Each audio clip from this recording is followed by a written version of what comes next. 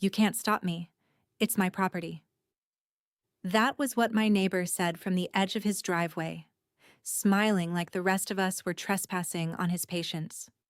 6 months later, he was sitting in a county courtroom while his own party ads were projected on a screen beside the judge. The flyers had his logo, his phone number, the ticket prices, the DJ lineup, and the phrase he had used to sell out the house next door to mine: private luxury event.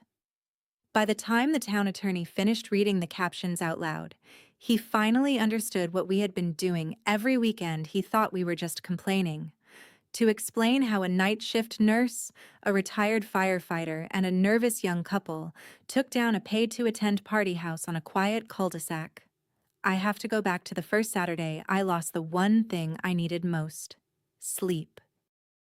Before we go any further, thank you for being here. Drop a comment and tell me where you're watching from, especially if you've ever had a neighbor who thought quiet hours were just a suggestion.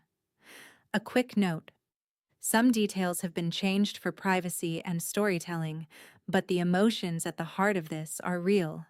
Now let me take you back to the street where I used to think nothing interesting ever happened, because that was exactly why I bought there. The first time I saw the courtroom screen light up with my neighbor's Instagram flyer, I was sitting 3 rows behind the town attorney with my hands folded so tightly my knuckles hurt. It was not a dramatic courtroom like you see on television. No wood-paneled walls, no jury box full of people gasping, just a plain room with beige carpet, a humming projector, and a judge who looked like she had already heard every excuse a property owner could make. But when the first flyer came up, even she paused for half a second. It said in glossy gold letters, "Saturday Night Blackout Bash." Under that, in smaller print, it listed a $20 cover, VIP bottle service, 2 DJs, security at the door, and free parking on surrounding streets. The surrounding street was mine. The driveway in the corner of the ad was his. The house in the background was the one that shared a fence with my bedroom wall.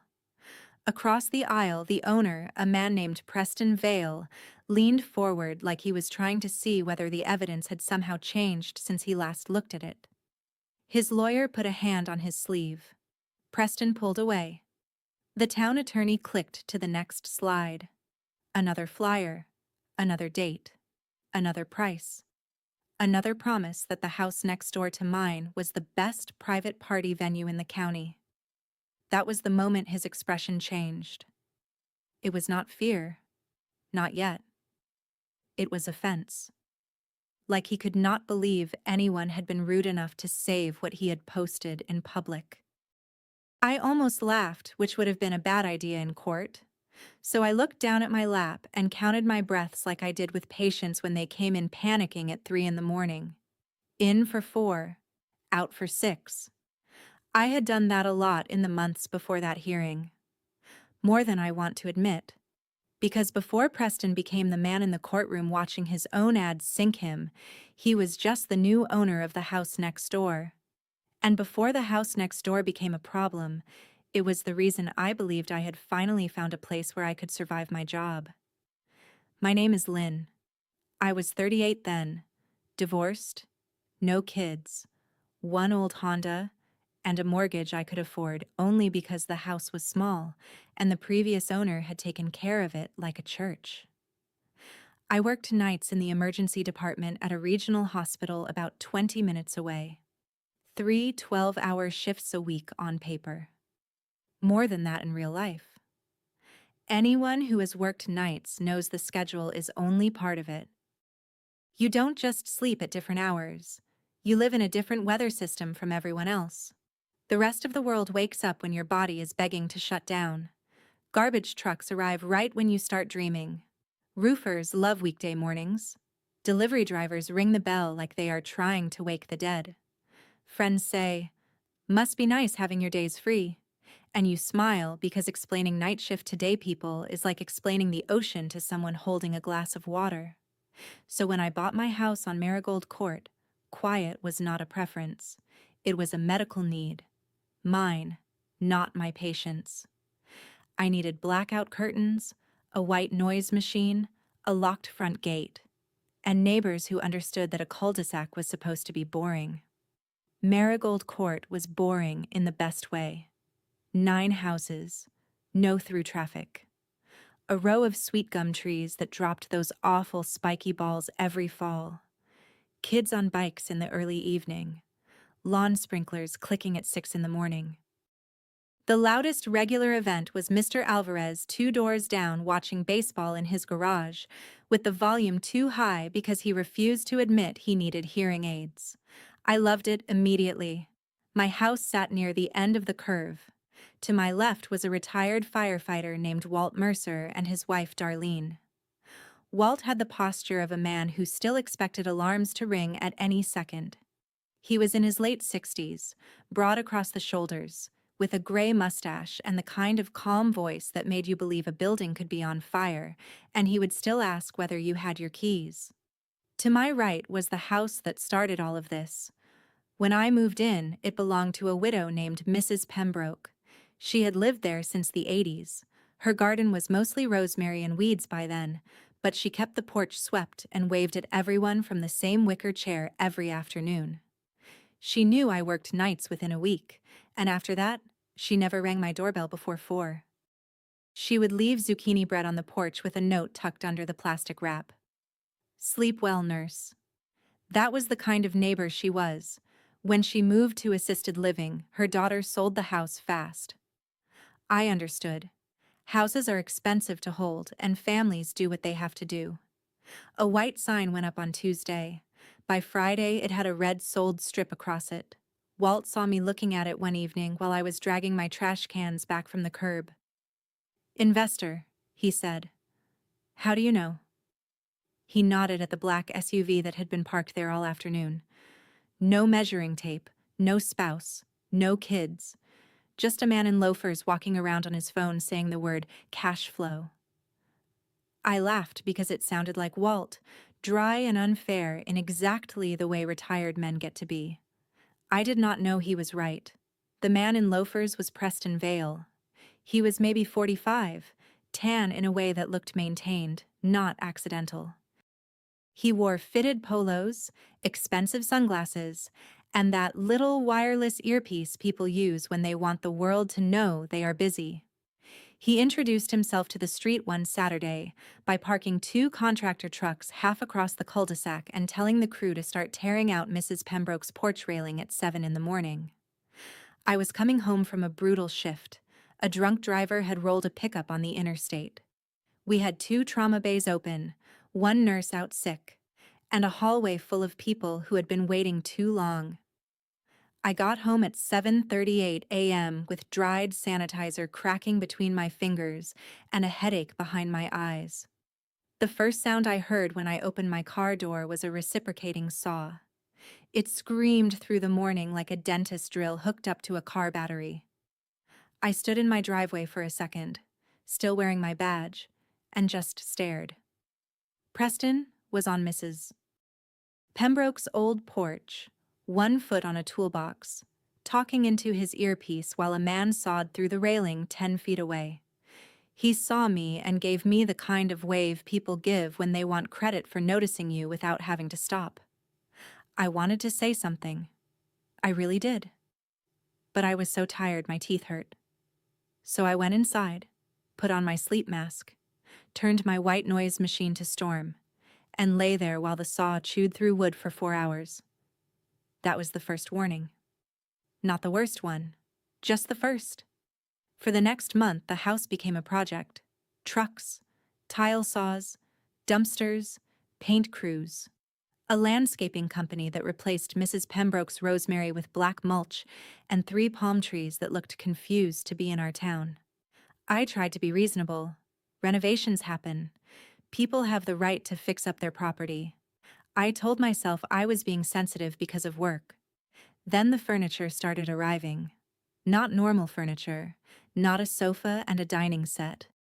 It was stacks of black folding chairs, cocktail tables, velvet ropes, portable speakers, ring lights, and a neon sign that said Vale House in cursive blue tubing. One afternoon, I watched two men carry in a bar counter wrapped in plastic, while Preston stood in the driveway filming them on his phone. Walt came over and stood beside me at the fence. "That isn't for an Airbnb," he said. "Maybe it's a fancy Airbnb." "A fancy Airbnb needs beds. That truck has stanchions." I looked at him. "The posts with ropes," he said. "Crowd control." That was when I first felt the little cold spot between my ribs. I had been an ER nurse long enough to know the difference between an inconvenience and a pattern. One strange delivery can mean anything. 3 strange deliveries mean a plan. A week later, Preston proved it. It was a Friday in late April. I had worked Thursday night and was scheduled again Friday night. That meant I needed to sleep Friday during the day, wake up around 5, eat something that counted as dinner, and be at the hospital by 7. Around 3 in the afternoon, I woke to bass.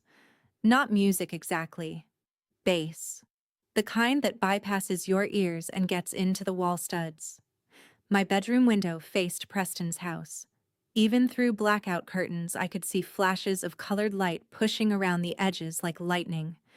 At first, I thought it was a car. Someone passing through with a bad sound system, but the bass kept going. Thump, thump, thump. Slow enough to be maddening.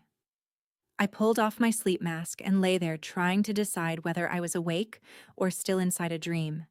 Then someone shouted, "Check, check, 1, 2," through a microphone. I sat up. When I opened my front door, there were 3 cars in Preston's driveway and a man unloading speaker stands from a van. A woman in a silver crop top was taping something to the mailbox. Preston stood on the lawn with his phone out, directing 2 younger guys who were dragging a black mat across the porch. I walked over in sweatpants, a t-shirt, and the expression of someone who had slept 3 hours in the last 24. "Hey," I said. "What's going on?" Preston turned, still smiling for whatever he had been recording. "Private event. Today? Tonight." The microphone squealed behind him. I flinched. "I work nights," I said. "I sleep during the day. Is the sound check going to be long?" He looked over his shoulder like the sound had nothing to do with him. "Shouldn't be. Maybe an hour." "An hour of this?" His smile thinned. "We're almost done." I waited for an apology. I got sunglasses sliding down his nose. "This is a residential street," I said, keeping my voice level. "If you're having a party tonight, can you at least make sure people don't block driveways?" "Uh, of course," he said, in the tone people use when they have no intention of doing what you asked. "We're very respectful." That night, I left for work at 6:25. There were already cars parked along both sides of the cul-de-sac. Not a few. Dozens. A black sedan sat half across my driveway, its rear bumper sticking out just enough that I had to make a 3-point turn to avoid clipping it. 2 women in heels were walking down the middle of the street carrying paper cups. A man I had never seen before leaned against Walt's mailbox and smoked. Preston's house glowed blue and purple through every window. The bass rolled down the block. I was late to work by 9 minutes. If that had been the whole story, I might have hated him quietly and moved on. One bad party, one thoughtless new owner. People make mistakes. But Saturday morning, when I got home at 7:50, the street looked like a tailgate lot after everyone had left. Red cups in the gutter, chicken bones near my front steps. A broken heel in Walt's grass, a pile of glittering confetti stuck to a storm drain. Someone had thrown up beside the sweet gum tree across from my mailbox. The air smelled like beer and wet cardboard. And Preston's house was silent. I stood there holding my work bag and felt something in me sag. Not rage, not yet. Just dread. Because a bad neighbor is not like a bad restaurant or a bad job. You can't just leave at the end of the day. Their choices come through your walls. I slept 2 hours that morning. By Sunday, the first video appeared online. I would not have seen it if Darlene had not texted me. She was more online than Walt, which surprised people until they realized she had 4 grandkids in 3 states and ran their family group chat like air traffic control. Her message came with a link and one sentence. Is this next door? The video opened with a drone shot of our cul-de-sac. I watched it 3 times because my brain refused to accept what I was seeing. There was my roof, Walt's truck, the curve of Marigold Court. Then the camera dipped toward Preston's house, where people were lined up outside under colored lights. Text flashed across the screen. Vale House presents First Friday Launch Party. DM for bookings. DM for bookings. I clicked the profile. It was public. Of course it was public.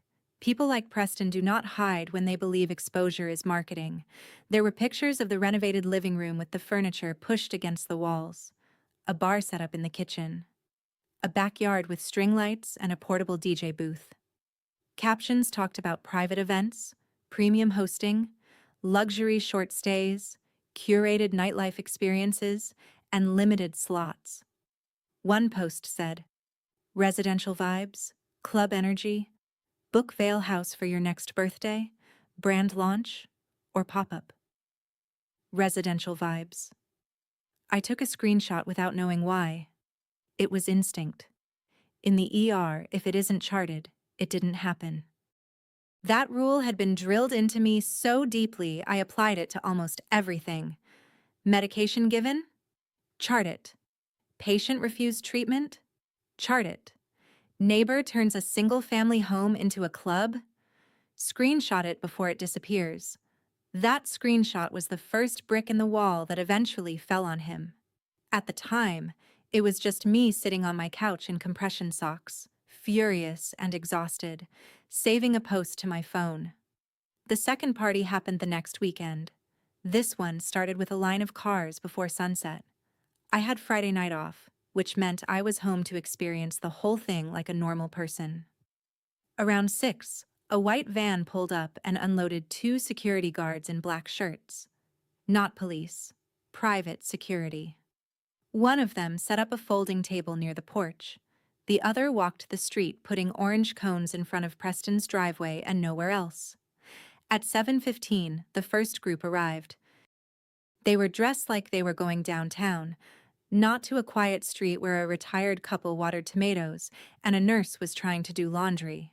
They walked past my kitchen window laughing, one of them saying, "This place is hidden. For real." By 8, the base had started. I called the non-emergency police line at 8:37. I remember the time because I wrote it on the back of an envelope while I waited on hold. The dispatcher was polite. She said an officer would come when available. At 9:20, a patrol car rolled slowly around the cul-de-sac. The music dipped for about 6 minutes. Then the officer left, and the volume came back louder. At 10:05, Walt knocked on my door. He was holding a yellow legal pad. "You keeping track?" he asked. "Of what?" "Everything." That was Walt. No preamble, no drama. Just a retired firefighter standing on my porch like we were about to inspect a hydrant. I told him about the screenshot. He nodded like I had passed a test. "Good," he said. "Write down the time you called. Officer badge number if you got it. Any cars blocking hydrants? Any cars blocking driveways? Anything in the street that would stop an ambulance? Do you think it's going to get that bad?" He looked past me toward Preston's house. Blue light flickered across his face. "It already is," he said. That night we walked the street together once, not confronting anyone, just looking. A gray Jeep was parked within a few feet of the fire hydrant. A pickup truck had 2 wheels on the grass at the entrance to the cul-de-sac. A rideshare driver stopped in the middle of the turn and let out 5 people while another car tried to squeeze around him. Walt stood at the curb and took photos from public property, careful and steady. "In a fire," he said, pointing to the narrowest part of the street, "that right there costs minutes. Minutes are rooms. Sometimes minutes are people." I had heard firefighters talk like that in the ER, not dramatic, practical. A blocked airway, A blocked stairwell. A blocked street. Different scales. Same problem. At 11:12, a young woman from the party knocked on my door and asked if she could use my bathroom. I stared at her. She smiled like this was normal. The line in there is crazy. No, I said. Okay. Rude. She walked back across my lawn. That was the second warning that Preston was not just hosting parties. He was importing strangers into our lives and leaving us to absorb the overflow. The third warning came from the young couple across the street. Their names were Maya and Jordan Ellis. They had bought the smallest house on the block about 6 months before Preston arrived. Newly married, early 30s, always apologizing for things that were not their fault.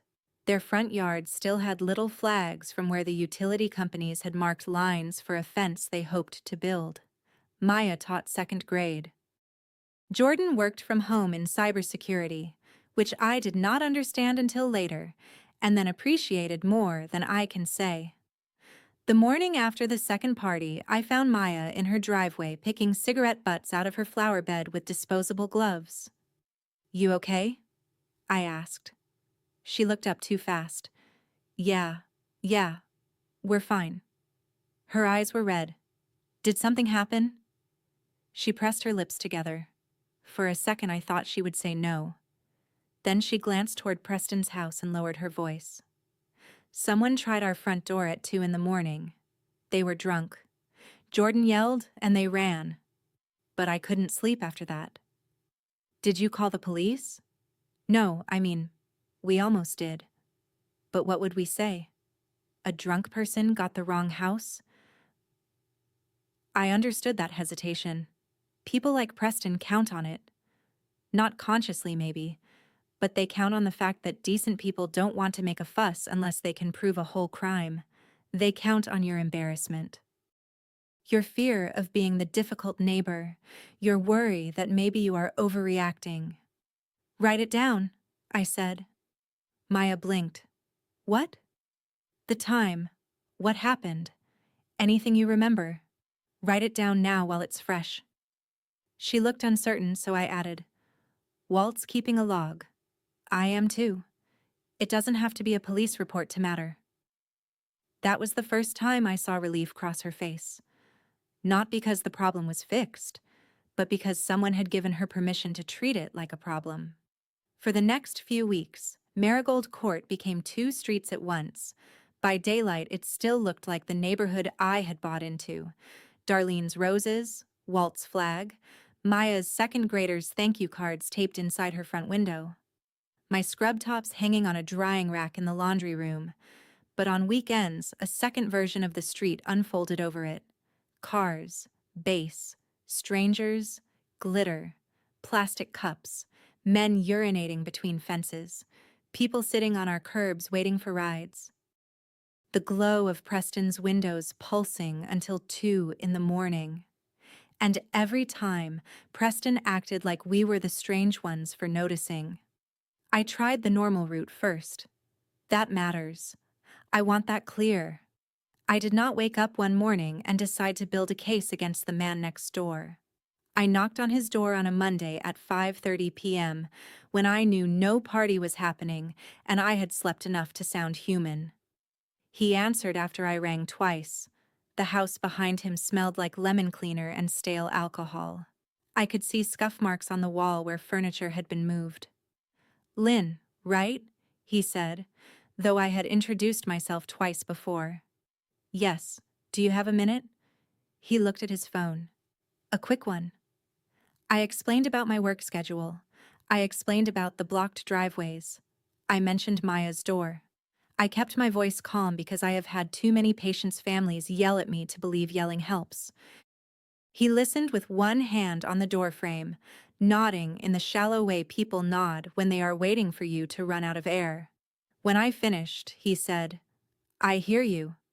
I waited. "But you have to understand," he said. "This is a property I own. I renovated it. I have expenses. I'm not doing anything illegal." "Are you renting it as a short-term rental?" His eyes moved just a little. I host private events. Sometimes guests stay. It's all within my rights. This neighborhood isn't zoned for commercial events.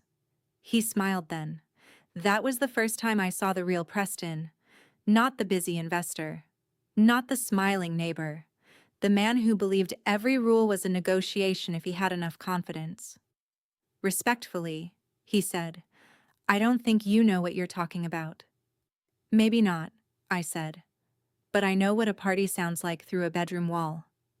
He gave a small laugh. Look, I get that some people like things quiet, but this isn't a retirement community. I thought about my patients sleeping under fluorescent lights while monitors beeped and strangers drew blood from their arms. I thought about how carefully we dimmed lights when someone finally drifted off. I thought about how sleep is not a luxury just because people take it for granted. I'm asking you to stop hosting events here, I said. His face closed. That's not going to happen. Then at least stop advertising it as a venue. Stop charging people to come here. He looked down the street, like he wanted to make sure someone was watching him be patient with the difficult woman next door. You can't stop me, he said. It's my property. There it was, the line. He said it quietly, almost pleasantly, but it landed in my chest like a thrown rock. Then he stepped back and shut the door. For a few seconds I stood on his porch staring at the brushed nickel door handle. I remember a tiny smear of blue paint near the lock from the renovation. I remember the faint thump of music from inside, even though no party was scheduled. I remember thinking, he just gave me the whole story, not the proof. Not yet. But the shape of it. You can't stop me, it's my property. That line became the thing everyone on Marigold Court repeated, not because it was clever, but because it explained him completely. He did not say, I'll try to do better. He did not say, I didn't realize it was that bad. He said ownership like it was a force field. The next Friday, he booked a bigger event. We knew because Jordan found the flyer. Up to that point, I had been taking screenshots manually when Darlene or I happened to see something. Jordan changed that. He was shy in person, soft-spoken, the kind of man who apologized before asking if he could borrow a rake. Online, he was a bloodhound. He sent a group text that Friday afternoon after Maya finally gave him my number and Walt's. This is public, right? He wrote. Then came 3 screenshots. Preston had created a separate page for Vale House, not his personal profile, a brand page. The new event was called Summer Heat at Vale House, $25 early bird tickets, $35 at the door, free parking, BYOB allowed with table reservation, live DJ, food truck, security enforced, doors open at 9 p.m. At the bottom, in tiny letters, it said, exact address sent after payment.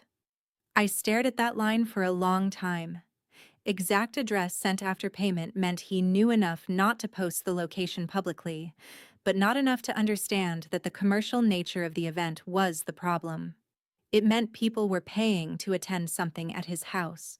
It meant this was not a cousin's birthday, not a barbecue, not even a loud Airbnb guest. It was a business. Walt texted one sentence, save everything. So we did. That was the beginning of the log. At first, it was just a shared spreadsheet Jordan set up because, in his words, text threads are where evidence goes to die. He made columns for date, start time, end time, estimated attendance, noise level, parking issues, trash, police calls, photos, videos, links, and notes. He added a folder for screenshots. He showed us how to save web pages as PDFs so Preston could not delete a post and claim it never existed. He made a separate folder for videos because large files kept clogging the chat. I added decibel readings from an app on my phone. I knew phone apps were not perfect. I wrote that down too. Approximate reading from front porch, not calibrated. but approximate was better than vibes. At 10:42 p.m. that Friday, my porch registered 81 decibels. In my bedroom, with the windows closed, it hit 62. I took screenshots with the time visible. Darlene photographed trash the next morning. Walt photographed blocked hydrants and the width of the remaining street. Maya wrote down every time someone came onto her property. Jordan captured event posts, ticket links, comments, and stories before they disappeared. We were not a mob. We were not harassing guests. We were not marching over with flashlights and yelling at drunk 22-year-olds. We were 4 houses and 1 retired firefighter quietly documenting what Preston insisted was not happening. And Preston, because he was Preston, kept helping us. He posted constantly. He loved his own success too much to hide it. Every weekend brought new proof. Sold out again. Screenshot. Vale House going up tonight. Screenshot. DM for private bookings, birthdays, listening parties, launch events. Screenshot. A story showing the line at the door. Screen recording. A caption thanking everyone who paid at the door. Saved. What he didn't know yet was that the same need to brag that brought him customers was building the case that would end the whole thing. The summer heat event was the first night I truly understood the scale of the problem. I had swapped shifts to be off because I knew sleeping through it would be impossible. By 8, cars were already lining both sides of the street. By 9, they had spilled onto the feeder road. By 9:30, a food truck backed into the entrance of the cul-de-sac and nearly clipped Walt's mailbox while trying to turn around. It ended up parked halfway on the curb, generator rattling, serving tacos to a line of people standing in the street. Walt walked out in cargo shorts and a plain gray t-shirt, holding his phone like a survey instrument. "That truck right there," he said, "is a problem." "Because of the generator?" "Because if engine 2 came in right now, it couldn't make the turn." He took a photo, then another from a different angle.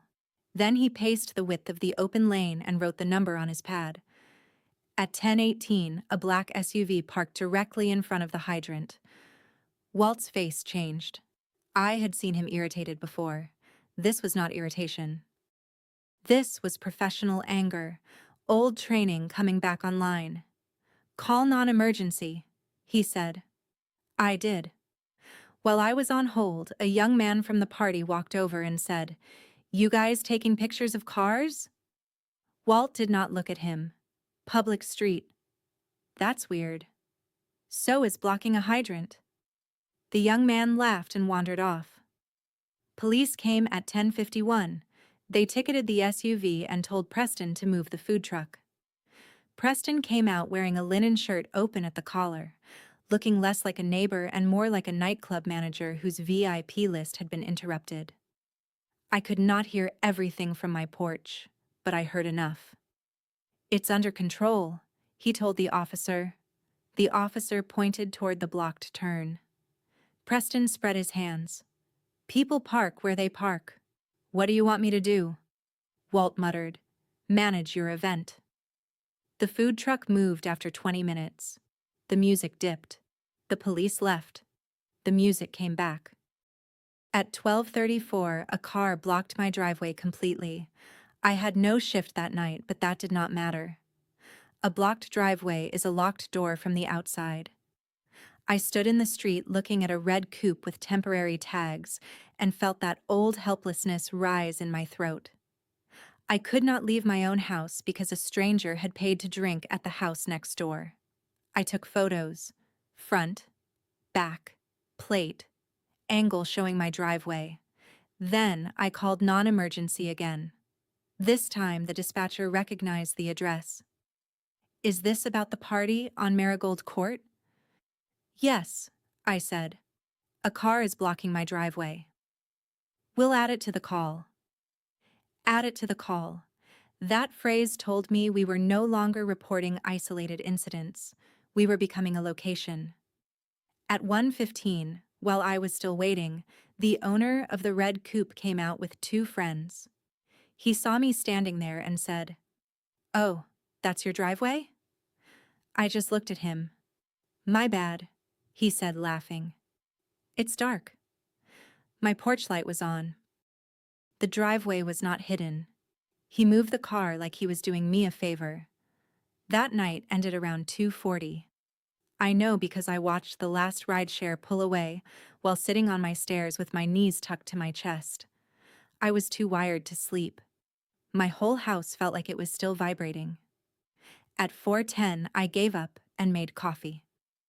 At 6:30, I drove to the hospital for a 12-hour shift. I made a medication error that morning. Not a dangerous one, thank God. I caught it before it reached the patient. I had pulled the wrong dose from the cabinet because my brain skipped a line. The second I realized, my stomach dropped so hard I had to grip the counter. My charge nurse, Erica, saw my face and came over. "You okay?" I wanted to say yes. Nurses are terrible at admitting when we are not okay. Instead, I said, "I haven't slept." She took the syringe from my hand, checked the order, and said, "Go sit down for 5 minutes." In the break room, under fluorescent lights, I cried into a paper towel. Not loudly, not dramatically, just the kind of exhausted crying where your body leaks because it has run out of other ways to complain. That was the first time Preston's parties crossed the line from nuisance to danger for me personally. Sleep deprivation is not just being tired. It changes your reaction time, your judgment, your mood, your immune system. In my job, it could change someone else's outcome. When I got home that evening, I added a new column to the spreadsheet, personal impact. I wrote, slept approximately 90 minutes before 12-hour ED shift, caught wrong dose pull before administration, reported fatigue to charge nurse. It felt embarrassing to write, too personal, too vulnerable. But Walt had said everything, and I was starting to understand what everything meant. The next week, I went to town hall. Our town was not big. Town hall had a brick front, a flagpole, and a lobby with framed photos of mayors going back to men with sideburns. I went on a Tuesday morning after work, still in scrubs, because if I went home first, I knew I would fall asleep and lose my nerve. The woman at the planning and zoning counter was named Denise. Her nameplate said D. Cartwright. She had reading glasses on a chain and the tired patience of someone who had heard 1,000 property disputes and knew at least half of them involved two people who simply hated each other. "What can I help you with?" she asked. I explained. House next door, paid events, short-term rentals, noise, parking, commercial use in residential zone. I expected her to either brush me off or hand me a form. Instead, she asked, "Do you have documentation?" That one question changed everything. I opened the folder on my phone and showed her screenshots, flyers, ticket prices, photos of blocked driveways, decibel readings, the food truck. The VIP table caption. Denise leaned closer. "Email these to zoning enforcement," she said, "and file a written complaint. Not just a phone call, written. Include dates. Include links if they still work." Is this actually against the rules? She did not answer like a lawyer. She answered like a woman who had seen people try every version of cute. In that zoning district, a single-family residence is a single-family residence. Short-term rental rules are separate. Commercial events are another issue. Charging admission is not the same as having friends over. I felt my pulse in my ears. What happens after I file? An officer reviews it. They may issue a notice of violation. They may inspect. If it continues, it can escalate. Escalate how? She looked at the screenshots again. Depends how determined he is to keep doing it. That sentence stayed with me. When I got home, I wrote the first formal complaint. It was not emotional. I fought the urge to describe how angry I was, how tired I was, how unfair it felt. Instead, I wrote like I charted at work: date, time, observation, supporting file. On May 17th, event advertised publicly as Summer Heat at Vale House with paid admission. Attached screenshot A. On May 17th at approximately 10:18 p.m., vehicle parked in front of hydrant. Attached photo B. On May 18th at approximately 12:34 a.m., vehicle blocked my driveway. Attached photos C and D. Police non-emergency called at listed times. Approximate decibel readings attached. Event appears commercial in nature due to ticket sales, food truck, security, and advertised bookings. Then I sent it. My hands shook after I clicked submit. That surprised me. I had dealt with violent patients, grieving families, doctors screaming for blood products, and one man who tried to bite me during triage. But sending a zoning complaint about my neighbor made me feel like I had stepped over an invisible line. That is how people like Preston keep winning. They make basic accountability feel like aggression. 2 days later, zoning enforcement sent an acknowledgement, case number assigned, review pending. Walt printed it and put it in a folder. Now we're not complaining, he said. Now we're preserving a record. Preston received his first warning letter the following week. We knew because he told us. It was a Wednesday evening. I was watering the 2 sad hydrangeas I kept promising myself I would learn how to care for. Preston came out of his house holding a white envelope. He looked down the street, spotted me, and marched over with the stiff walk of a man performing outrage for an audience. Did you do this? He asked. I turned off the hose. Do what? He waved the letter. File a complaint with the town. My first instinct was to lie. Not because I was ashamed, but because angry men with money and entitlement make you calculate. Then I looked at his house. I looked at my bedroom window. I thought of the syringe in my hand at work. Yes, I said. His eyebrows lifted. Wow. I asked you to stop. You asked me to stop using my own property. I asked you to stop running a paid venue in a residential neighborhood. He laughed once. Short. Meaner than before. You really don't know when to mind your business. Walt had come out by then. So had Maya, standing half behind her storm door. Preston noticed them and raised his voice. For everyone listening, I'm fully compliant. This is harassment. If you keep interfering with my business relationships, my attorney will handle it. There it was. Business relationships. I saw Walt's eyes flick to me. I knew he heard it too. Your business relationships? I asked. Preston's jaw tightened. Don't twist my words. I didn't. He stepped closer, not enough to be a threat, but enough that I could smell his cologne. Let me explain something, he said.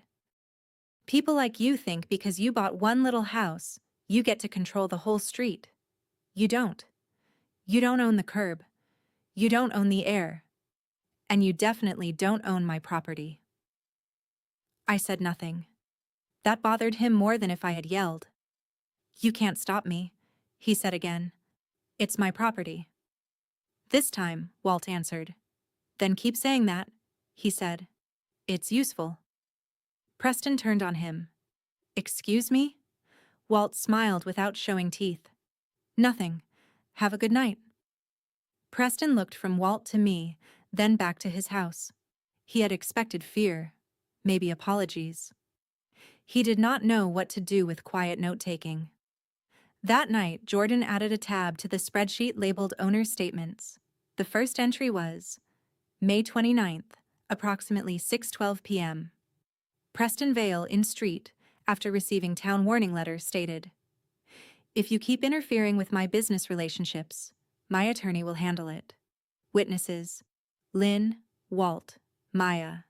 Also repeated, You can't stop me. It's my property. That tab would matter later. The warning letter should have been his off-ramp. He could have switched to normal rentals. He could have sold the house. He could have moved the events to a legal venue and kept his ego intact. The town had not fined him yet. The neighbors had not sued. The police had not done more than ticket cars and write reports. He had every chance to stop. Instead, he escalated. The next event flyer came out the same night. Block Party Edition. That was the actual name. I remember sitting at my kitchen table with Jordan and Maya on speakerphone, while Darlene texted screenshots one after another. The flyer showed a crowd in front of a house that was not ours, probably stock footage, with neon letters and a cartoon map pin. It promised 3 DJs, a hookah vendor, food vendors, VIP sections, and street takeover energy. Tickets were $30 pre-sale, $40 at the door. Street takeover energy. Maya whispered, "Is he trying to scare us?" Jordan said, "He's trying to sell tickets. Scaring us is just a bonus." I looked at the date, Saturday, my weekend on. For a moment, I felt the kind of despair that makes everything look far away. I imagined coming home from work to strangers on my lawn again. I imagined sleeping in my car in the hospital parking garage. I imagined selling the house at a loss because some man with an LLC decided my street was his revenue stream. Then Walt texted, "Meeting. My garage. 7 p.m. Walt's garage was cleaner than my kitchen. Pegboard tools, labeled bins, a refrigerator with bottled water and Darlene's iced tea. When I arrived, he had already set out 5 folding chairs in a semicircle facing a whiteboard I had never noticed before. "You own a whiteboard?" I asked. "Retirement is long," he said. Maya and Jordan came together. Maya looked nervous, clutching a notebook to her chest. Jordan carried his laptop. Darlene brought cookies because Darlene believed every civic emergency required baked goods. Walt uncapped a marker. "We need to stop reacting," he said. "Reacting is calling every time he does something. That's fine, but it leaves him in charge of the schedule. We need a plan." He wrote 3 words on the board: noise, parking, use. "Noise is annoying," he said. "Parking is dangerous. Use is the big one." "Use?" Maya asked. "What the property is being used for," Jordan said. "Residential versus commercial." Walt nodded. "If he has a loud party, that's one kind of complaint. If he is operating an event venue where the zoning doesn't allow it, that's different." I told them what Denise at Town Hall had said. Charging admission is not the same as having friends over. Jordan turned his laptop around. On the screen was Preston's ticket page. He had found the payment platform, not hacked, not private, just a public listing with a checkout button. "I didn't buy a ticket," he said quickly. "I just followed the link. It shows price tiers, refund policy, and organizer name. The organizer is Vale House Experiences, LLC." "He formed an LLC?" I asked. "Looks like it. State Business Registry has it. Address is a mailbox store, but the event page ties the LLC to the house." Darlene slid a cookie toward him like he had earned a medal. Walt wrote LLC under use. "Fire code," he said. "Occupancy, exits, parking, food vendors, security." If he is inviting 200 people into a single-family house, that's not just a neighbor issue. That's a life safety issue. He said life safety the way other people say family, sacred, non-negotiable. "How do we prove 200 people?" Maya asked. "We don't guess," Walt said. "We estimate carefully and label it as an estimate. Photos, videos from our own property, counts at intervals, number of ticket posts if he brags. Anything he says publicly, we stay factual. No exaggeration. Exaggeration is how people dismiss you. That became our rule. No exaggeration. If there were 47 cars, we did not write 50. If the music stopped at 2:13, we did not write 2:30. If a guest stepped on my lawn, we wrote that one guest stepped on my lawn, not that crowds trampled my property. We were building something that needed to survive contact with lawyers. At the end of the meeting, Walt assigned roles like we were a tiny, tired committee. I would keep the main incident log and handle zoning complaints because I had already started. Jordan would capture online ads, ticket pages, LLC records, and metadata where possible. Maya would document pedestrian spillover, trespass, and anything involving their door or yard. Darlene would photograph trash and morning after conditions because she was always awake early. Walt would focus on fire access, hydrants, street width, and emergency response concerns. And nobody confronts guests, Walt said. Nobody gets in Preston's face. We do not give him a video of us looking crazy. That line may have saved us, because Preston wanted that video. He wanted one of us yelling in the street so he could point to it and say, "See? Harassment." The block party event happened 2 nights later. It was worse than the flyer. By 8:45, the entrance to Marigold Court was already jammed. Cars crawled in, realized there was nowhere to park, tried to turn around, got stuck behind ride shares dropping people off, honked, reversed, scraped curbs, and then parked wherever their drivers decided physics would allow. The party itself had spilled into Preston's backyard and side yard. I could see silhouettes moving behind the fence. Colored lights strobed against my bedroom curtains. At 9:30, I left for work early because I was afraid I would not be able to get out later. I had to ask 3 people to move from the end of my driveway. One of them rolled his eyes. "We just got here," he said. "I need to go to work." "At a hospital?" "Neath," he asked, noticing my scrubs. "Yes." He looked embarrassed for half a second, then moved. His friend laughed at him for apologizing. That tiny moment told me something I tried to remember later. Most of the guests were not villains. They were customers. Careless, maybe. Drunk. Often. But they were not the architect. Preston was. At the hospital, I checked the spreadsheet during my break like it was a patient monitor. Walt uploaded photos of blocked access. Maya noted that 2 women had tried their side gate. Darlene photographed a man urinating behind her crepe myrtle. Jordan captured Preston's live story showing the crowd chanting in the living room. At 11:58, Walt texted, "Fire truck could not enter if needed. Documented." At 12:21, he texted again, "Police here." At 12:44, they left. At 1:03, music back up. I sat in the break room with a vending machine sandwich in my hand and felt my body go cold. That was the rhythm now. Warning, pause, resume.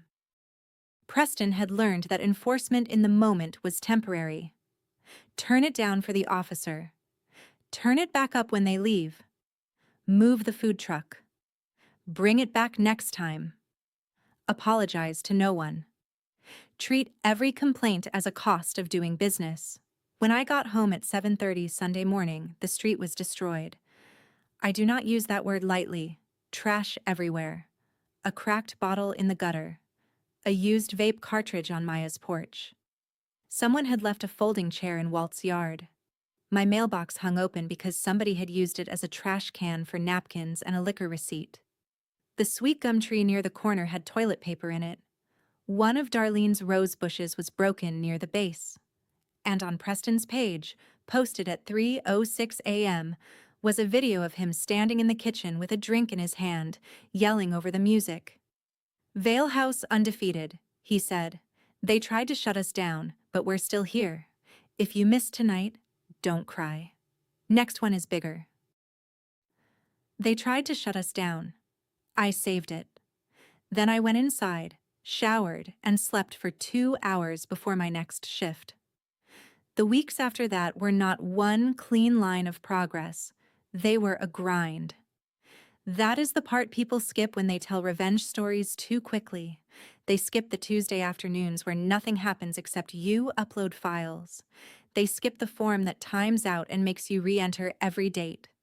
They skip the voicemail from an officer who says he drove by at 4 p.m. and saw no violation, because of course he did.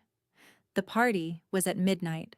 They skip the way your friends start asking whether you are still dealing with that neighbor thing, as if it is a leaky faucet and not a person converting your home into a waiting room for stress. I started carrying a small notebook in my scrub jacket. Not for patient information. Never that. For my own life. If I remembered something during a break, I wrote it down. May 31st, 11:40 p.m., blue sedan blocking north side of court. June 1st, 2:18 a.m., music stopped. June 2nd, found wristband in yard, black paper, Vale House logo. Sometimes I would look at the notebook and think, this is ridiculous. Then I would come home and find glitter in my flower bed again. Preston also learned to play softer games. He would schedule a private dinner on a Thursday. Then 30 people would arrive with wristbands. He would tell the town no admission was charged, then post a story thanking everyone who sent their table money early. He would move cars off Marigold Court and onto the side street where older residents lived alone and were less likely to complain. He would tell guests not to tag the location, then tag the DJ himself because he could not resist the publicity. Every adaptation taught us something about what he feared. Jordan called it the shape of consciousness. When people hide a thing, he said one night in Walt's garage, the hiding tells you what they know is wrong. Walt pointed his marker at him. Put that in normal words. Jordan smiled. He knows the ads hurt him, so now we document the hidden ads. That was harder, but not impossible. We did not break into anything. We did not make fake accounts to trick him. We just preserved what came to us and what remained public. Guests posted clips. Vendors advertised upcoming appearances. DJs thanked Vale House for hosting them. A promoter posted a flyer with the address accidentally visible in a map screenshot for 13 minutes before deleting it. Darlene found that one because she was awake at 5:30 a.m. making muffins and apparently scrolling faster than any teenager alive. She sent it to the group with the message, "Got him before coffee." By then, Maya had changed too. At first, she had been almost apologetic about every complaint. She would write, "Sorry, this may not matter, but 2 people are sitting on our retaining wall." Walt would reply, "It matters.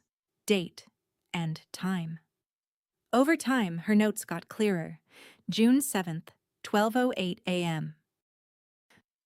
3 guests sat on our retaining wall for 17 minutes, left 2 cans and 1 receipt.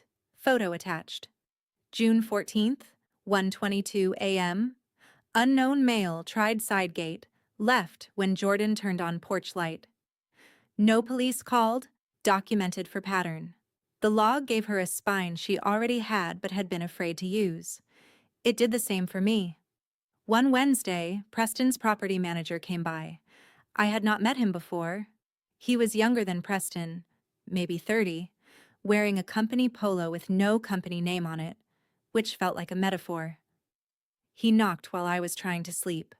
I opened the door because I thought it might be a delivery, and there he stood with a clipboard.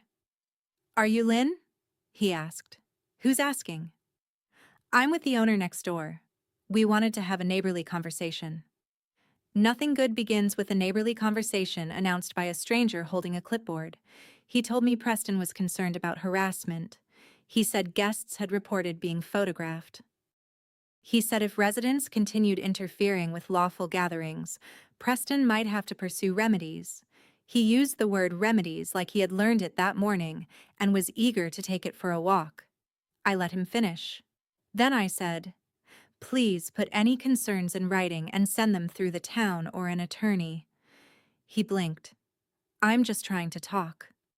"I understand. Please put it in writing." "So you're refusing to communicate?" I almost smiled. That one was too obvious. "I'm communicating clearly," I said. "Put it in writing." He left with his clipboard angled against his chest like a small shield. My hands shook after I closed the door. Courage often looks calmer from the outside than it feels inside. I wrote the whole exchange down, then emailed it to myself so the timestamp existed. That was another thing Jordan taught us. Email yourself notes, preserve originals, keep metadata when you can. Do not rely on memory. The lowest point came 3 weeks later. By then, zoning had issued a formal notice of violation. Preston had been warned in writing that commercial events and short-term rentals were not permitted in that residential district without approvals he did not have. The letter referenced prior complaints, observed conditions, and online advertisements. It ordered him to cease the prohibited use. For 1 weekend, he went quiet. I cannot describe how much hope that gave me. It was almost embarrassing. That Friday evening, I sat on my porch with a mug of tea and listened to actual crickets. Walt came over and leaned on the railing. "Enjoy it," he said. "You think it won't last?" I think men like that confuse a warning with a negotiation. He was right. The next Saturday, Preston hosted the 200-person event. It was marketed as a private birthday for a local promoter, but the ticket page was public for 3 days before it sold out. Jordan captured it all. 200 general admission tickets, 10 VIP tables, a second outdoor bar. Valet parking advertised, which turned out to mean 2 guys in black shirts taking keys and parking cars along every curb within 3 blocks. The event started before sunset.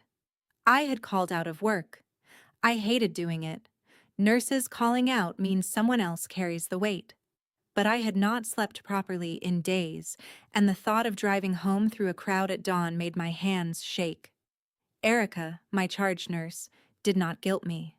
She just said, "Document why you're unsafe to work, and take care of yourself." At 7:12 p.m., cars began stopping in front of my house. At 7:40, a line formed outside Preston's porch. At 8:03, the bass started. At 8:18, someone knocked over Maya and Jordan's trash bins. At 8:31, Walt photographed cars parked on both sides of the street so tightly that even a normal pickup had to fold in its mirrors to pass. At 8:55, an ambulance turned into Marigold Court.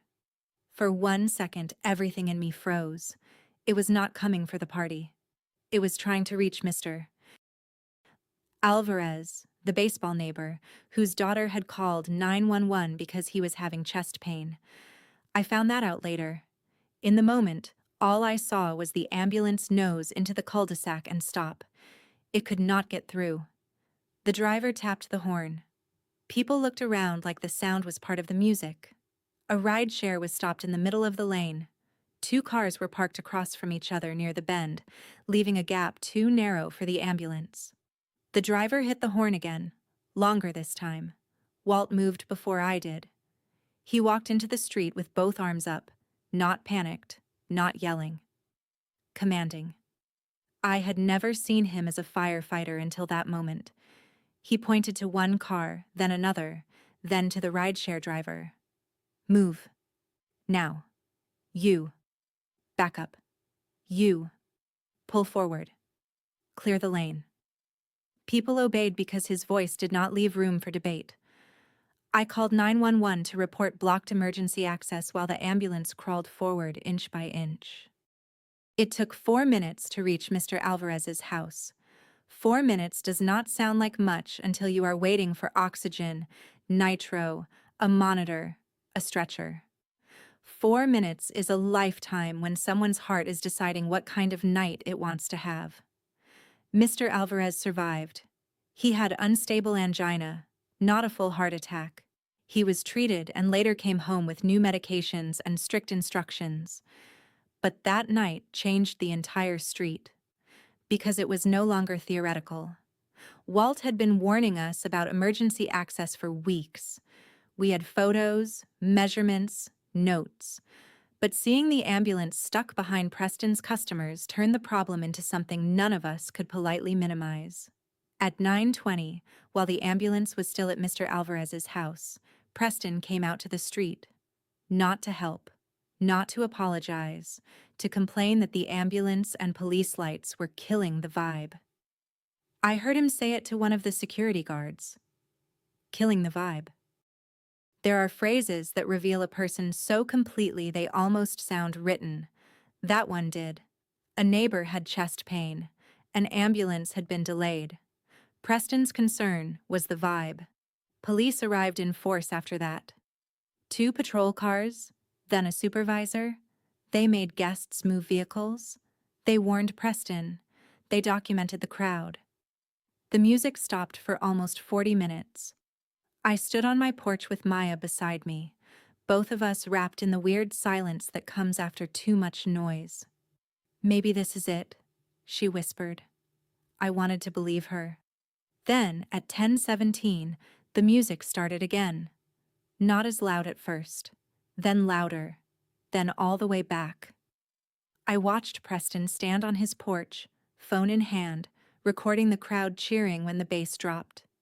He looked directly across the lawn toward my house and lifted his cup. The next morning, he posted a recap. 200 deep and still undefeated. They called everybody on us. Didn't matter. Private property wins. Next event already loading. I sat at my kitchen table staring at the caption. My hands were flat on the wood. I remember the grain under my palms. I remember the refrigerator humming. I remember the moment the street felt helpless. Not angry. Helpless. Because warnings had not stopped him. Police visits had not stopped him. An ambulance delay had not stopped him. A notice of violation had not stopped him. He had been shown the edge of consequences and treated it like proof he was untouchable. Then my phone buzzed. It was a text from Denise at zoning. I had given her my number after the formal complaint, but she had never used it directly before. "Please send any documentation from last night's event, especially ambulance access issue and public posts. Town attorney is reviewing." I read it twice. Town attorney. That was the moment the ground shifted. I forwarded the message to the group. For the first time in weeks, nobody replied with anger. We replied with files. Jordan sent the ticket page, the sold-out screenshot, the business registry for Vale House Experiences, LLC, and screen recordings of Preston's recap. Walt sent photos of the blocked lane, measurements, and a written statement about the ambulance delay. Maya sent a timeline of the trash bins, trespass, and guests cutting through their yard. Darlene sent morning after photos. I sent decibel readings, police call times, the video of Preston raising his cup, and my own statement about the driveway and sleep impact. Then Walt did something I did not expect. He called his old battalion chief, not to pull strings. Walt was very clear about that. He did not ask anyone to do anything improper. He asked how a private citizen should document a recurring blocked access hazard. The chief told him to put it in writing, with photos, dates, and specific observed conditions, and send it to the fire marshal's office. So Walt wrote a letter. It was not emotional either. It was devastating because it was not emotional. He described the street width, the parked vehicles, the hydrant obstructions, the delayed ambulance access on the date and time, the approximate crowd size based on ticketing and observation, the presence of food vendors and outdoor congregation, and the risk to residents if fire or medical response were needed during an event. He attached diagrams. He included photographs with labels. He did not call Preston names. He did not speculate.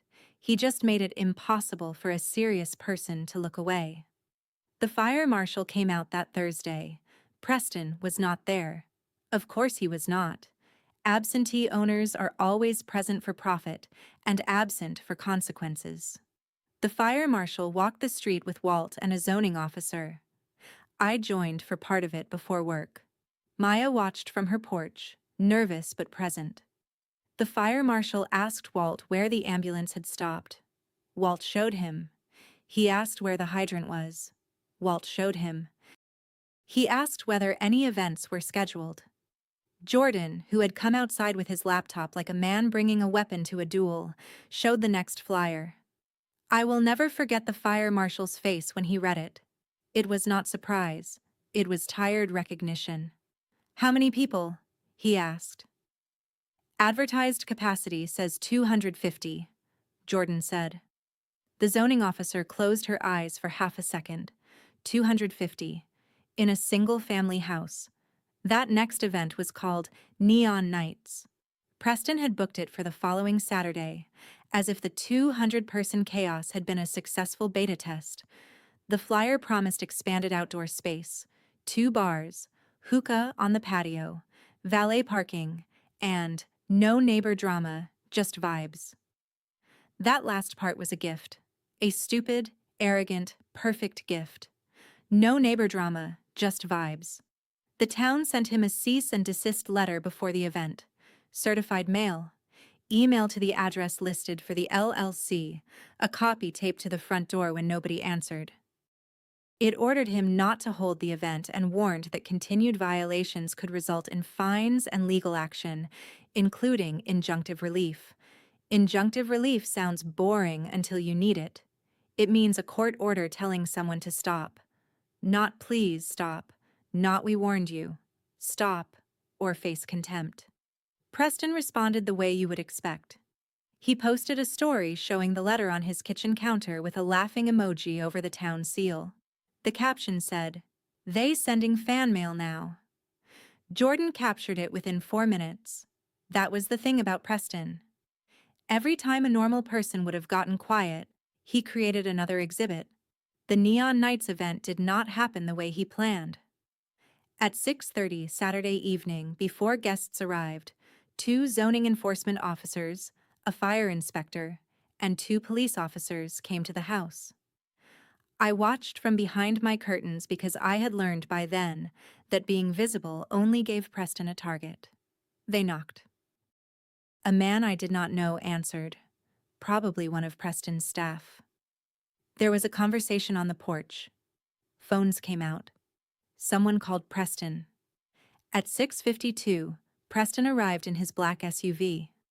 He got out wearing a white shirt, dark jeans, and the expression of a man who believed volume could substitute for law. He walked up to the group fast, already talking. "This is harassment," he said. I could hear him from my porch. "You cannot just show up at my property and intimidate my guests." The fire inspector said something I could not catch. Preston pointed toward the street. "There are no guests. It's a private gathering." The zoning officer held up a printed flyer. Even from my house, I could see the neon colors. Preston went still for half a beat. Then he laughed. "That's promotional. That doesn't mean anything." Promotional?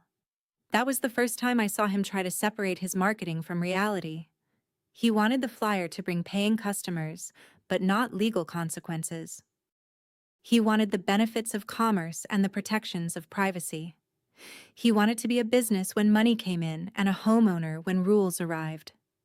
The officers did not shut the event down in handcuffs. It was not that kind of movie. They issued notices. They warned him. They stayed nearby. Guests who arrived were told there was no permitted event. Some left angry. Some argued. Some parked on side streets and walked in anyway. The party still happened, but smaller, tenser, and under observation. Preston posted nothing that night. That silence was its own kind of evidence. 2 days later, the town filed for an injunction. I learned the word complaint in a new context, not a neighbor complaint, a legal complaint.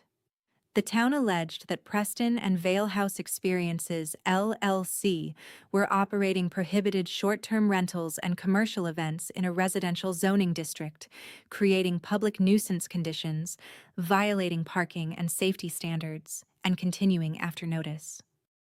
The complaint attached exhibits, so many exhibits, our screenshots, our photos, Walt's letter, police call logs, fire marshal observations, zoning notices, the ticket pages, the LLC record, the video of Preston saying private property wins, the story with the cease and desist letter and the laughing emoji, The Neon Nights flyer promising no neighbor drama. When Denise emailed me a courtesy copy, I opened the PDF at my kitchen table and started crying before I got to page 5.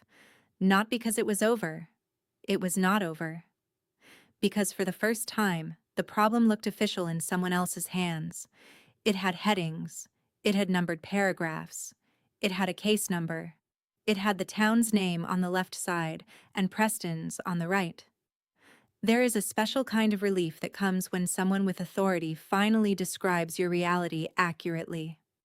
Preston's lawyer responded quickly. His defense, at least at first, was exactly what you would expect. The property was privately owned. Any gatherings were private social events. Complaints were exaggerated by hostile neighbors. The town was overreaching. The alleged short-term rentals were occasional invited guests. The advertisements were vague promotional material, not proof of actual commercial operation. The parking problems were caused by individual drivers on public streets outside Preston's control. If we had only had feelings, that might have worked. But we had dates. We had March 29th, April 5th, April 12th, May 17th, May 31st, June 8th, June 22nd. We had start times and end times. We had screenshots taken before and after events. We had ticket prices. We had posts, thanking paying guests. We had videos of money being collected at the door. We had photos of the same security company shirts across multiple events. We had a food truck invoice visible in one of Preston's own stories because he had filmed the vendor too closely while bragging about curated experiences. Jordan found that detail. He zoomed in on a story frame and saw the corner of a clipboard on the bar. Not enough to read everything, but enough to see the vendor name and event date. He did not hack. He did not trespass. He just watched what Preston chose to broadcast. Competence is not always dramatic. Sometimes it is a quiet man pausing a video frame by frame while his wife grades spelling tests beside him. The town attorney asked us to provide declarations. That part scared me. A declaration is not a group chat. It is a sworn statement. Your name goes on it. Your words matter. Preston would see them. His lawyer would see them. If the case went badly, everyone would know who had spoken. Maya almost backed out. She came to my house on a Thursday evening holding a folder and looking like she might be sick. "I don't think I can sign it," she said. I let her in and made tea. Neither of us drank. "Okay," I said. She looked surprised. "Okay? It's your name. You get to decide." Meg.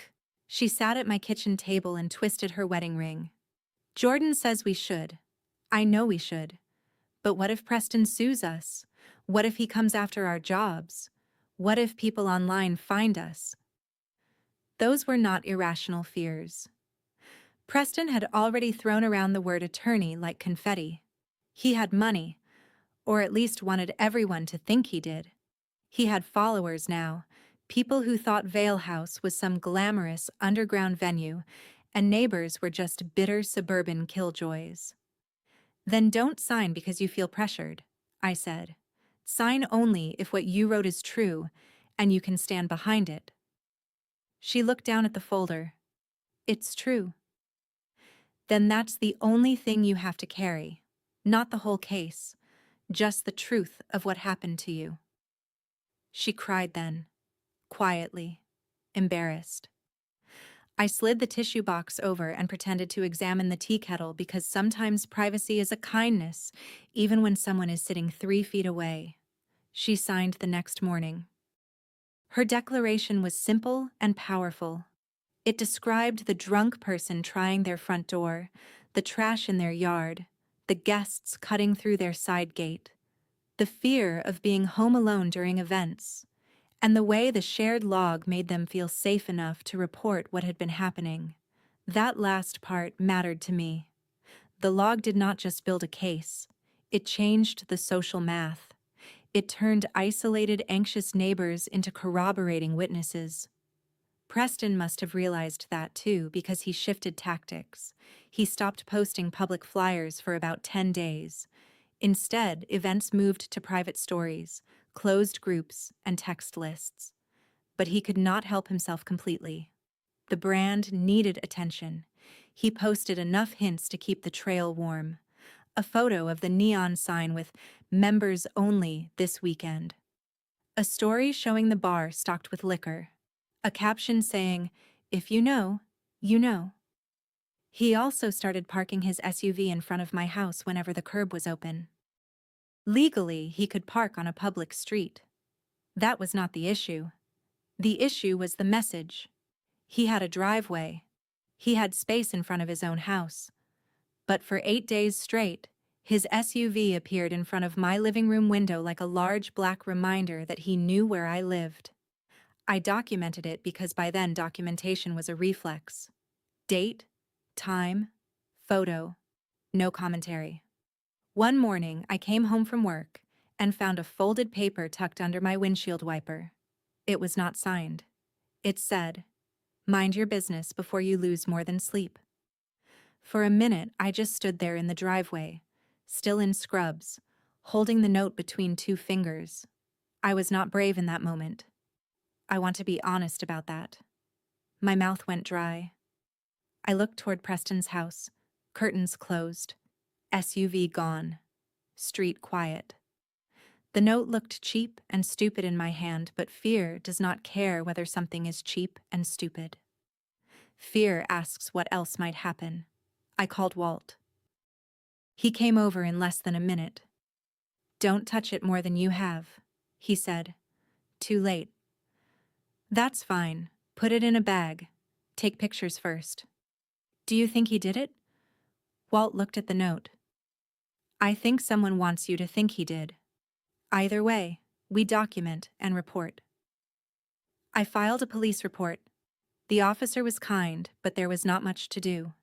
No camera had caught the person. The note did not make a specific enough threat for much more than documentation. Still, the report existed. Case number, date, time. Preston denied it, of course. In fact, he posted a vague story that afternoon. Some people want attention so bad they'll write themselves notes. Jordan captured it. I slept at Darlene and Walt's house that day. Darlene put me in their guest room with blackout curtains she had bought after I moved in. Just in case you ever needed a real nap. I slept 6 hours straight. When I woke up, there was soup in the kitchen and Walt sitting at the table labeling photo exhibits. "You shouldn't have to do all this," I said. He did not look up. "Neither should you." That was the neighborhood Preston had failed to understand. He saw small houses and assumed small power. He saw people who went to work, mowed lawns, carried groceries, and waved from porches, and mistook ordinary for weak. He had money, a brand page, an LLC, and confidence. We had time-stamped PDFs, a retired firefighter with a ruler, a cybersecurity guy with patience, a teacher with clean handwriting, a grandmother with a camera, and a nurse who knew how to chart. The preliminary injunction hearing was set for late July. Until then, the town sought a temporary restraining order. Preston agreed through his lawyer not to hold advertised paid events pending the hearing, which sounded like a win until he started playing games with definitions. No advertised paid events became private appreciation nights. Short-term rental became visiting friends. Cover charge became suggested donation. Security became hosts. Food vendor became catering. He was not stopping. He was translating. The town attorney saw it too. Her name was Mara Chen, and the first time I met her in person, I understood why Denise had sounded calmer once Mara got involved. Mara was small, precise, and spoke in clean sentences that did not waste oxygen. She invited the 4 of us who had submitted declarations to a conference room at Town Hall. On the table were binders. Actual binders. I had not seen that many tabs since nursing school. Mara thanked us for coming and explained what would happen at the hearing. The town would not be asking the judge to punish Preston for being annoying. They would be asking for an order stopping specific prohibited uses. That meant the evidence had to stay focused. Noise matters as impact, she said. Parking matters as impact and safety. But the strongest issue is use. If he is using a residence as a commercial event venue and short-term rental in a district where that is prohibited, we need to prove that clearly. She opened a binder to the first exhibit. It was the summer heat flyer. His own advertising is important, she said. I felt something settle in me. Not excitement. More like alignment. The thing I had sensed months earlier, sitting on my couch in compression socks taking screenshots, was now the center of the case. Mara looked at us over the binder. You did good work, especially by preserving posts before they were deleted. Jordan's ears turned red. He deleted a lot, he said. Most people do once they realize there's a case, Mara said. Most people also forget the internet is not a diary with a lock. Darlene smiled. Mara warned us that Preston's lawyer might try to make us sound unreasonable. Hostile neighbors. People who did not like parties. People exaggerating because they disliked an investor. She told us to answer only what was asked if we had to testify. No speeches, no guesses. If we did not know, say we did not know. If we estimated, say it was an estimate. The facts are enough, she said. I wrote that on the top of my copy of the declaration. The facts are enough. I needed that reminder because by then my nervous system was a wreck. I was sleeping in fragments even on quiet nights. Every car door made my shoulders tighten. I had started checking Preston's pages before brushing my teeth. I hated that. I hated the way his choices had moved into my routines. I hated that my home, the place I had bought for peace, had become a place where I stored evidence. But I also knew something had changed in me. At the beginning, I wanted Preston to be considerate. Then I wanted him to be warned. Then I wanted him to be stopped. By the time the hearing approached, I wanted him to understand, not because I needed an apology. I did not expect one. I wanted him to understand that the thing he had dismissed as neighbor drama was actually the ground under his business cracking. The weekend before the hearing, he made his last big mistake. He hosted what he called a soft gathering. No flyer, no public ticket page, no big caption. Just a private story that someone sent to Jordan through a friend of a friend. I never asked how.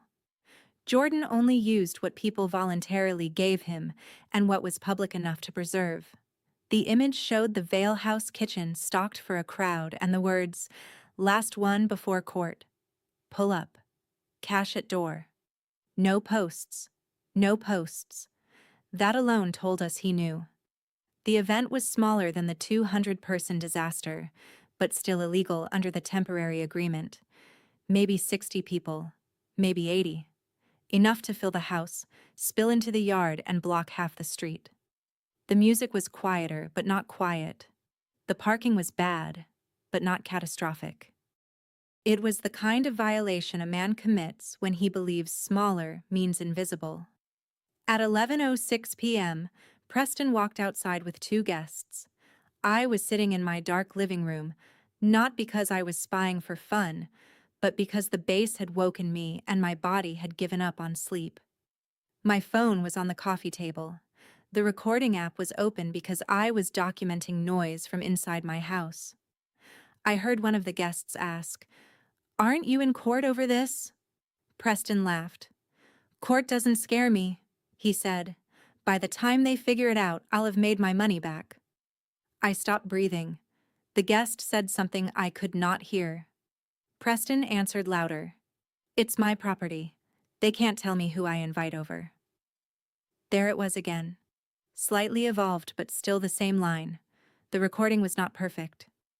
Muffled through glass. A little distorted by bass. But you could hear him. You could hear enough. I saved it, wrote the time, and sent it to Mara the next morning with a note explaining the circumstances. I did not know if it would be usable. I did not know if it mattered. I just knew we did not ignore evidence because we were tired. Mara replied, "Received.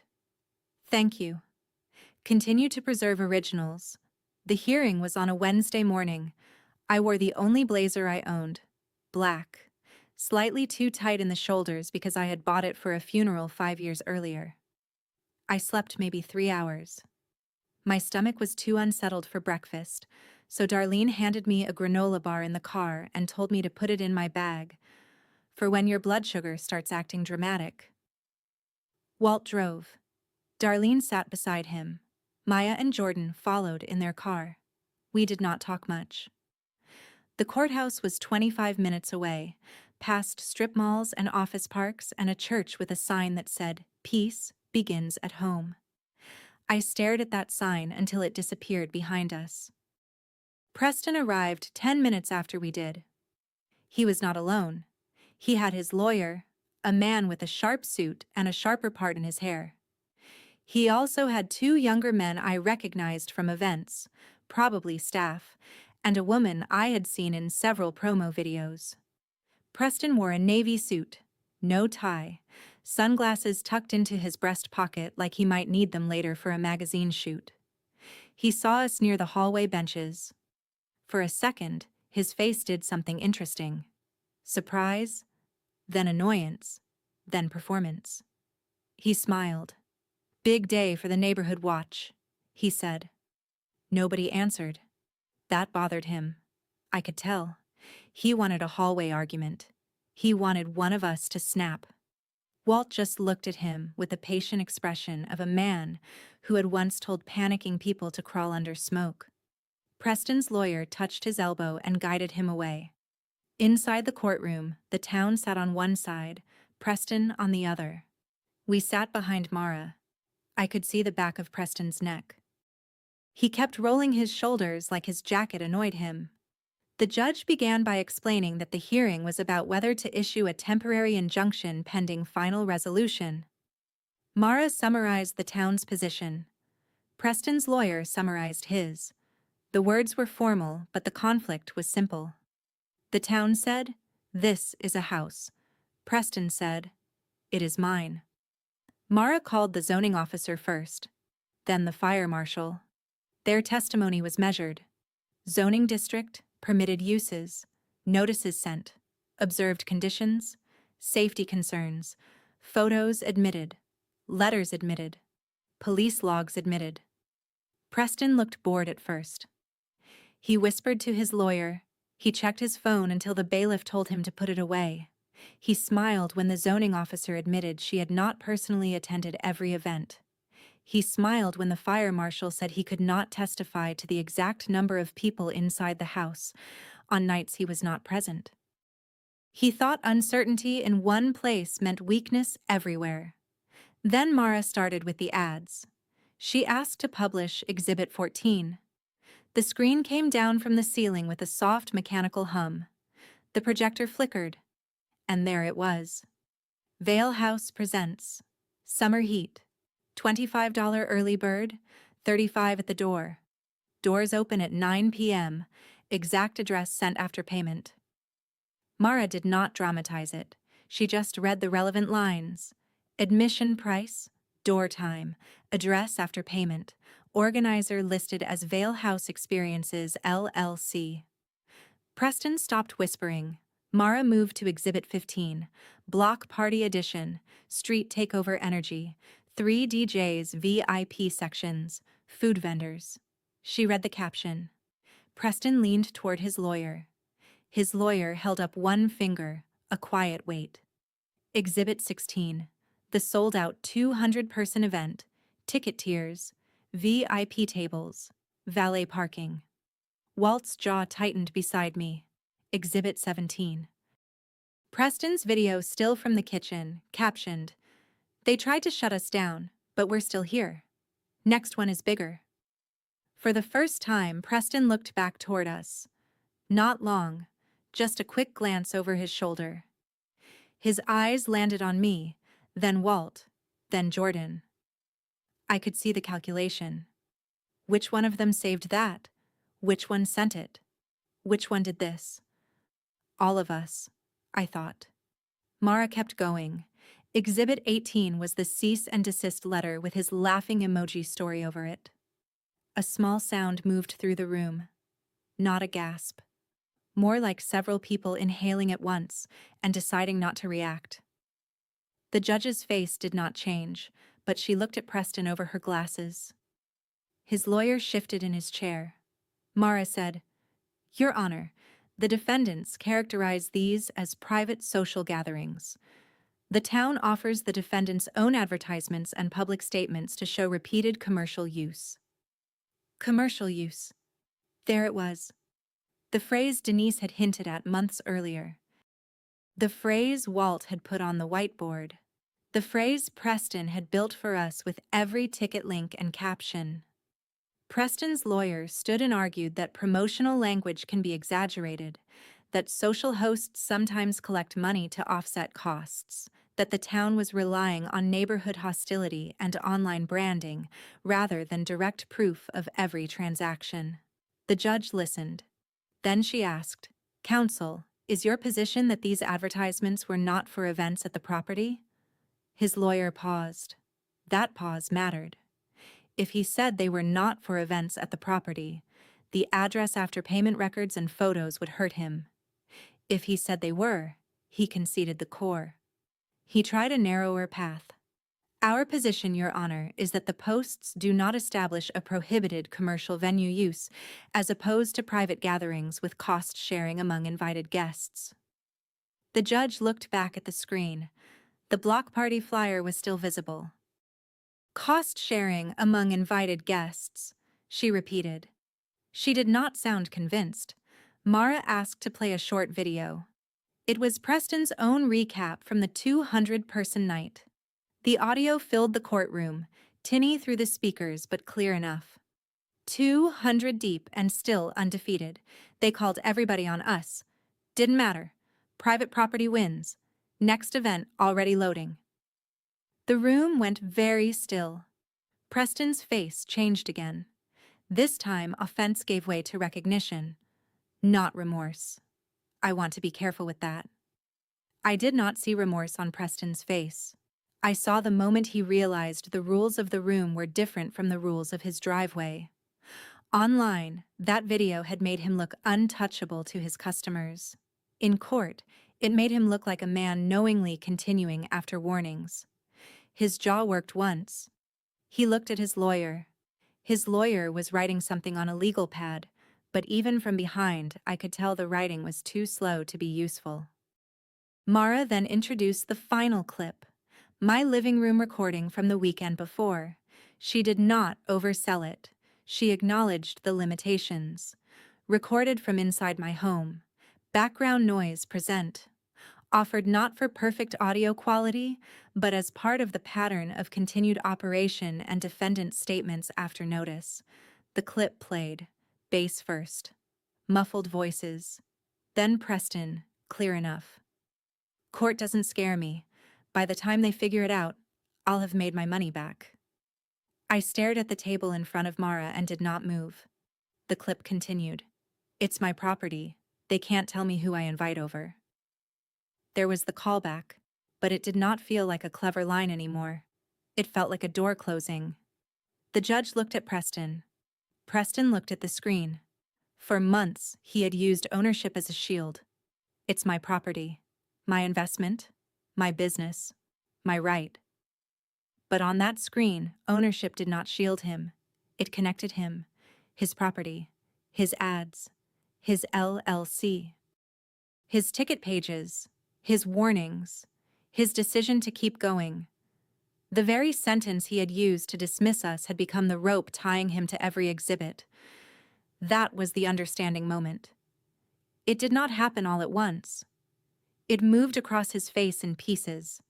First confusion, because he still seemed to believe there had to be some technical escape.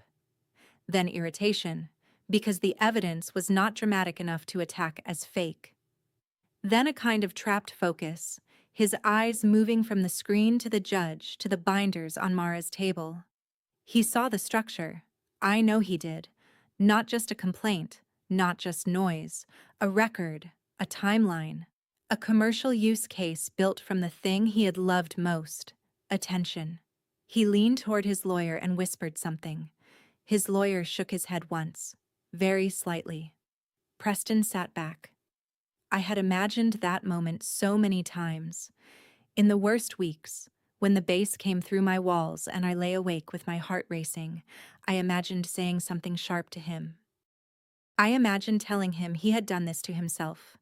I imagined some perfect line that would make him feel as small as he had made us feel. But in the courtroom, I did not want to speak. I did not need to.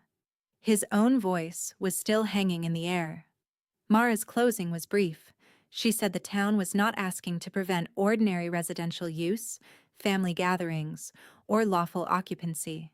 It was asking to stop repeated prohibited commercial events and short-term rentals that had continued after notice and created documented nuisance and safety issues. She pointed to the ads, the ticketing, the LLC, the police calls, the fire access concerns, and the defendant's own statements. Preston's lawyer argued again: property rights, overreach, insufficient proof, harm to his investment. He said an injunction would damage Preston financially. The judge looked at him and asked, "What lawful use of the property would be prevented by an order prohibiting paid events and short-term rentals not allowed under the zoning code?" Another pause.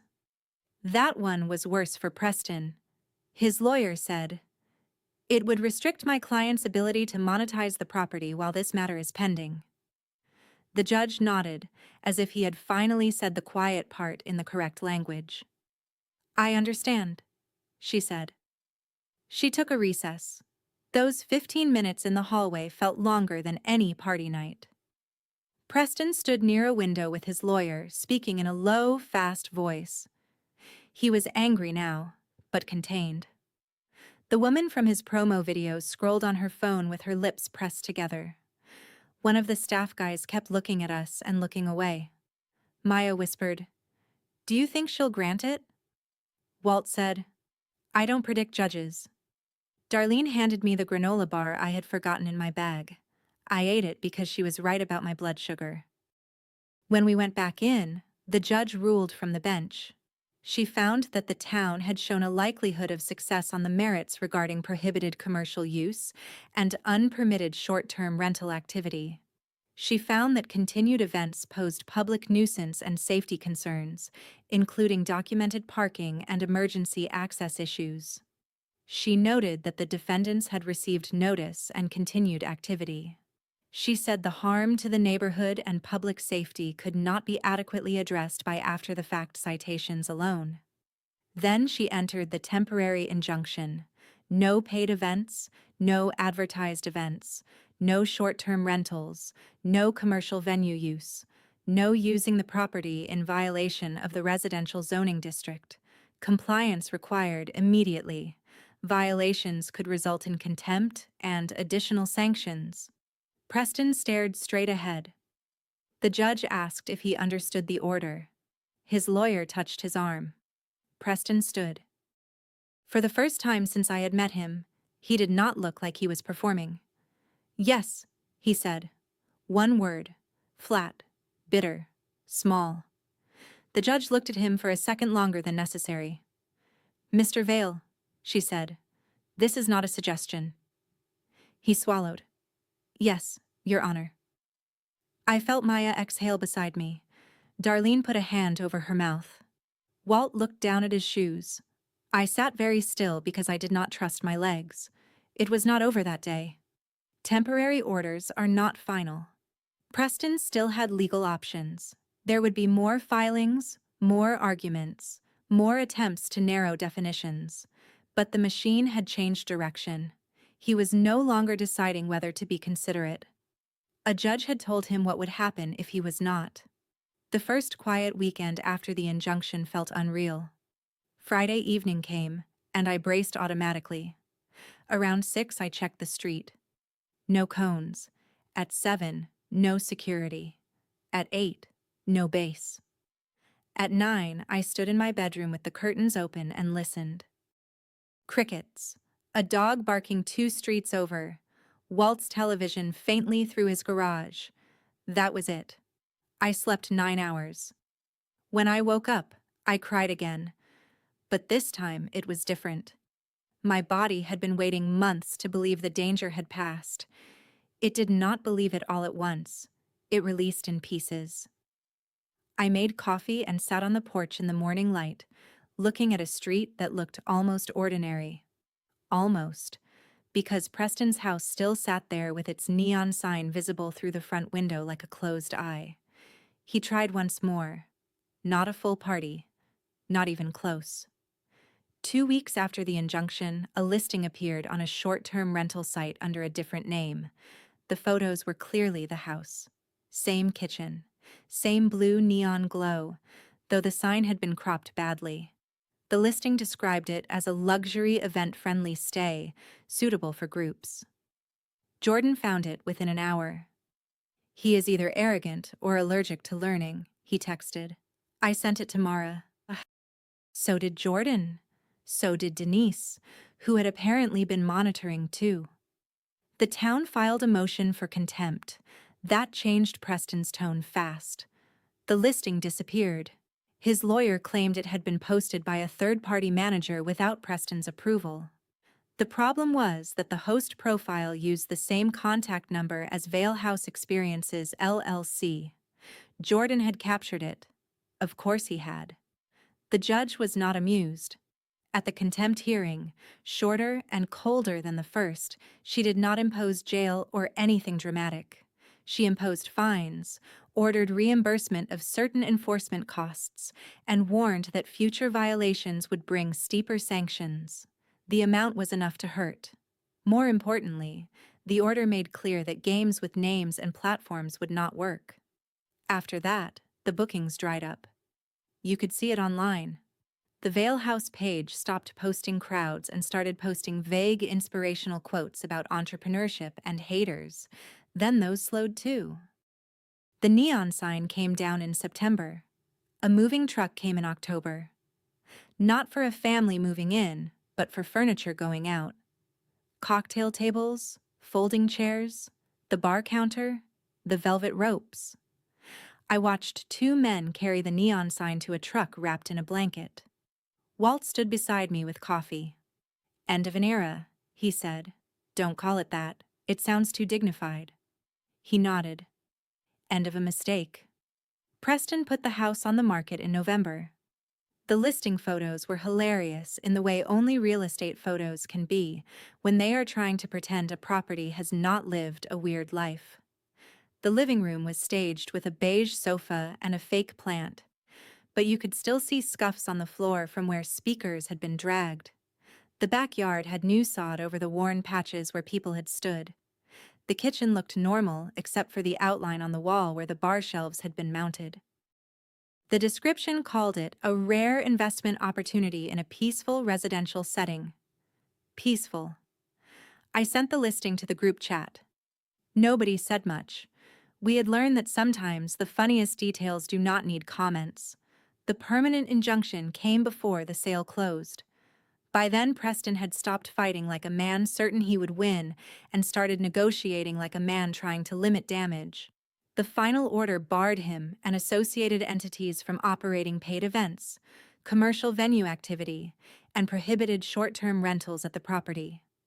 It included fines and enforcement costs. It referenced the prior violations and the need to protect residential use and public safety. It was not a movie ending. No dramatic bankruptcy announcement. No police perp walk. Just a permanent legal order that cut the business model out from under the house. And that was enough. Because the house without parties was just an over-renovated single-family home with a weird layout and too much parking damage. The cash machine was gone. The bookings were gone. The brand was dead. The property that Preston had treated like a nightclub trapped inside a neighborhood had to become what it had always legally been: a house.